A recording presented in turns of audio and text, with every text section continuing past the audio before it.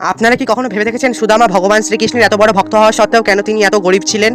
একসময় এক গরিব ব্রাহ্মণী বাসুদেবের নাম জপ করে ভিক্ষা চাইতেন, কিন্তু একসময় সেই গরিব ব্রাহ্মণী এমন দিন এলো যে সে টানা 5 দিন কোনো ভিক্ষাই পেল না। সে শুধুমাত্র জল পান করেই ঘুমিয়ে পড়তো। কিন্তু 6 নম্বর দিনে সেই গরিব ব্রাহ্মণী ভিক্ষায় কিছু ছোলা পেলেন, কিন্তু সেই গরিব ব্রাহ্মণী ভাবলেন পরের দিন সকালে এই ছোলা সে প্রভুকে নিবেদন করার পরে খাবে। কিন্তু সেই দিন রাতে কিছু চোর আসে সেই গরিব ব্রাহ্মণীর ঘরে এবং তারা সোনার পুটলি ভেবে ছোলার পুটলিকে নিয়ে চলে যায়। কিন্তু তাদের আওয়াজে সেই গরিব ব্রাহ্মণীর ঘুম ভেঙে যায় এবং সে চিৎকার করতে থাকে। তখন সেই গ্রামের লোকেরা চোরদেরকে খুঁজতে বের হয়। তখন সেই চোরেরা সন্দীমুনি মুনির আশ্রমে লুকিয়ে পড়লেন এবং ভুল করে সেই ছোলার পুটলি সেখানেই রেখে চলে গেলেন। পরের দিন সকালে গুরুমাতা সেই ছোলার পুটলিটি পেলেন এবং যখন সেই গরিব ব্রাহ্মণী জানতে পারলেন যে তার ছোলার পুটলি চুরি গেছে, তাই সে ক্রোধিত হয়ে অভিশাপ দিলেন যে সেই ছোলা খাবে সে দরিদ্র হয়ে যাবে। আর যখন ভগবান শ্রীকৃষ্ণ এবং সুদামা জঙ্গলে কাঠ আনতে গেলেন, তখন গুরুমাতা সেই ছোলার পুটলিটি সুদামার হাতে দিলেন এবং তিনি বললেন তাদের যখন খিদে পাবে তখন তারা ভাগ করে যেন এই ছোলা খেয়ে নেয়। সুদামা ছিলেন একজন ব্রহ্মজ্ঞানী, তার হাতে সেই ছোলার পুটলি আসতেই সে সবকিছু বুঝে যায় এবং সে ভাবে যদি ভগবান শ্রীকৃষ্ণ এই ছোলা খায় তাহলে সৃষ্টির সকলেই গরিব হয়ে যাবে। এই জন্য সুদামা নিজেই সব ছোলা খেয়ে নেয় এবং সে গরিব হয়ে যায়।